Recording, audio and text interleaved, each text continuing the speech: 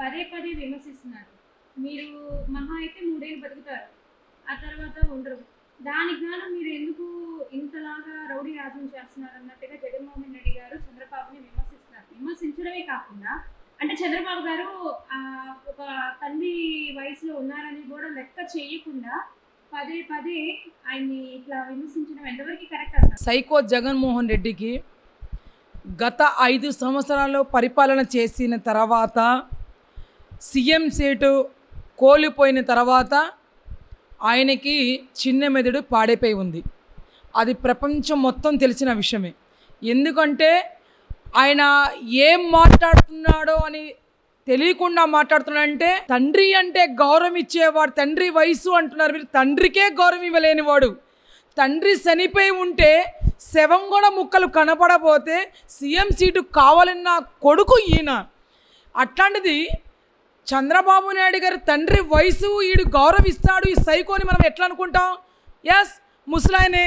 మా నారా చంద్రబాబు నాయుడు గారు ముసలాయనే, 75 సంవత్సరాలే. రా, నీకు 45 సంవత్సరాలు 48 సంవత్సరాలేగా. ఆయనతో పాటు నడువు, నువ్వు ఆయనతో పాటు ఎన్ని గంటల నుంచో మాట్లాడతావో మాట్లాడు. సైకో జగన్మోహన్ రెడ్డి ముసలోడు అని నువ్వు కించపరిచేటప్పుడు నీకు ముసలితనం రాకుండా నువ్వు వయసుగానే కుర్రోడుగానే ఉంటావు. కానీ ఎందుకంటే నిన్ను సిలేసుకొని 100 సంవత్సరాలు నువ్వే బతుకుతావు. కానీ అందరూ 2 సంవత్సరాలు 3 సంవత్సరాలు పోతారు. నిన్ను ప్రజలు పంపించేశారుగా. నీకు ప్రజలు 5 సంవత్సరాలనే నీకు బంగాళాఖాతంలో కలిపేశారు. ఇంకా నువ్వు మాట్లాడుతున్నావు.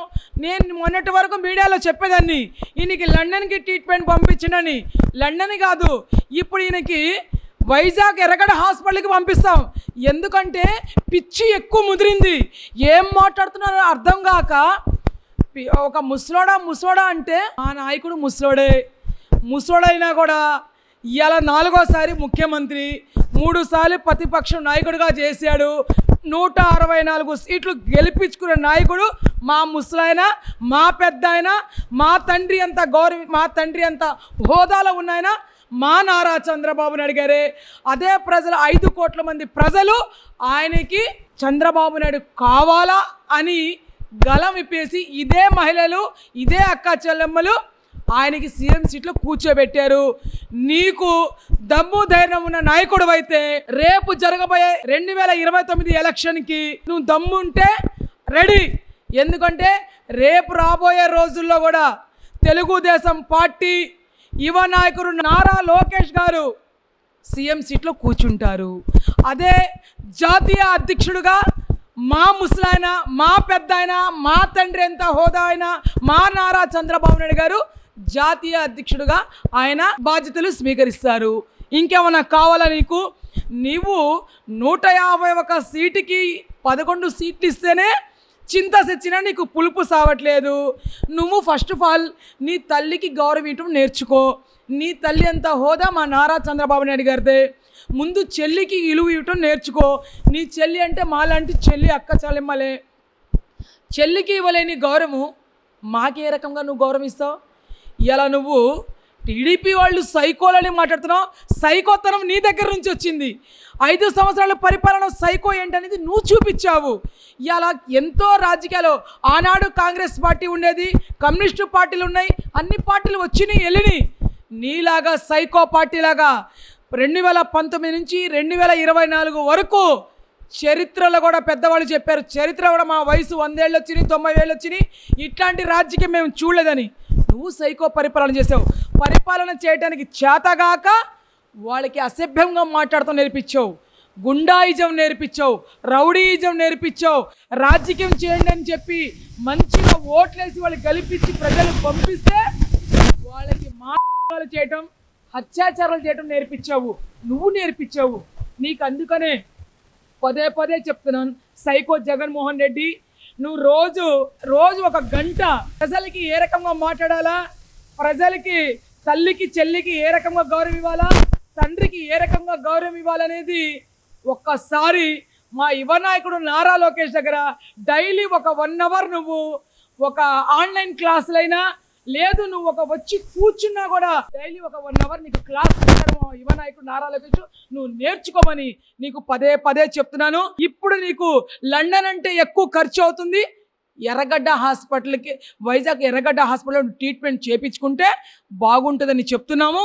రెండోది నువ్వు నారా చంద్రబాబు నాయుడు గారికి ఏలు పెట్టి చూపించేంత పెద్దవాడివి కాదు. నువ్వు ఆయన అనుభవం అంత వయసు నీది లేదు. నువ్వు ఏదో చేయాలనుకొని 52 రోజులు తీసుకెళ్ళి ఆయనకి ఇంత మచ్చలేని నాయకుడి మీద నువ్వు మూసేసావు. నీకు ఏమైంది పరిస్థితి? ప్రజలు నీకు ఎట్లా బుద్ధి చెప్పారు? ఓటు రూపంగా బుద్ధి చెప్పి నీకు పంపించారు. అది సైకో. నువ్వు పబ్జీ ఆడుకునేవాడివి, పబ్జీ ఆడుకో. ఇవాళ ఏదో నువ్వు యువతకి రెచ్చగొట్టేసి మహిళల్ని రెచ్చగొట్టేసి పేటీఎం బ్యాచ్లకి 10 రూపాయలకి 20 రూపాయలు వాళ్ళకి 100 రూపాయలు పెంచేసి ఇలా బిర్యానీ ప్యాకెట్లు ఇచ్చేసి మందు తాగే వాళ్ళకి మందు, గంజాయి తాగే వాళ్ళకి గంజాయి, డ్రస్ తీసుకునే వాళ్ళకి అవన్నీ ఇచ్చేసి యువతకి చెడగొట్టబాకు. నీ బిడ్డలాంటి వాళ్ళే వాళ్ళు కూడా, నీ తమ్ముళ్ళంటి వాళ్ళే వాళ్ళు కూడా. కానీ ఇవాళ అక్క చెల్లెమ్మలకి వాళ్ళ మీద వాళ్ళు రెచ్చిపోండి, ప్రెస్ మీట్లు పెట్టి అసభ్యంగా మాట్లాడండి అని నువ్వు చెప్పబాకు. ఎందుకంటే సైకో జగన్మోహన్ రెడ్డి నీ పరిపాలన ఇంకా బంగాళాఖాతంలో అయిపోయింది. ఎందుకంటే 11 సీట్లలో 7 సీట్లు నీ గల్లంత అయిపోతున్నాయి. 7గురు ఎటు మాట్లాడుకుంటున్నారో వాళ్ళకి కాపాడుకో. నీకు ప్రతిపక్ష హోదా కూడా లేకుండా చేశారు. అందుకని నువ్వు చక్కగా కూర్చొని ఏదన్నా ఉంటే పరిపాలన గురించి మాట్లాడు. ముసలోడయ్యాడు నీకు నత్తిపుత్తి మాటలతో ఆపేసాయి. నువ్వు ముందు మాట్లాడడం నేర్చుకో. నువ్వు 10th క్లాస్కి ఫెయిల్ అయిన వాడివి, 420 గాడివి. నువ్వు ఆనాడే నువ్వు చిన్ననాటి నుంచి కూడా 10th క్లాస్లో ఉన్నప్పుడు కూడా 420 పనులు నీకు పోలేదు. ఎవరికో పంపించేసి ఎగ్జామ్ రాపించేసి నేను పాస్ అయ్యానని ఆనాడు నువ్వు చిన్న వయసులోనే 15 సంవత్సరాల వయసులోనే చేసిన వాడివి. నువ్వు అన్నిటికీ సమర్థుడివి. ఎందుకంటే 420 గుండా రాజకీయం, హత్యా రాజకీయం, ఒక రక్త చరిత్ర అంటే నీ కుటుంబం నుంచే వచ్చింది. అది నీకు తెలిసిన వాడు కాబట్టి నువ్వు 10th క్లాస్కి ఎక్కువ, ఇంటర్కి తక్కువ.